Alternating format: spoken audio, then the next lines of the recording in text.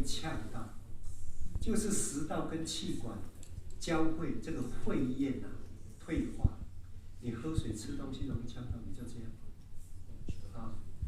还有胰骨头，有些人胰骨头梗到嘛，你就一手调正，调第5或者第7，很多人就容易吐出来，或者你调一调，15、20分钟，那个胰骨头就不见了，很好用，那鼻喉的问题，你也可以用第5泻道去治疗，好，那有些人胸闷通常胸闷这个毛病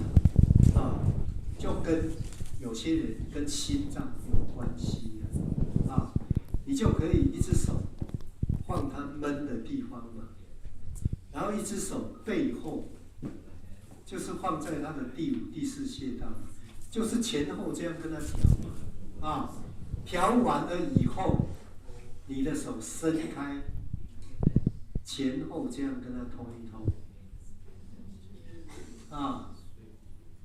通完以后再跟他顺一顺。很多人那个闷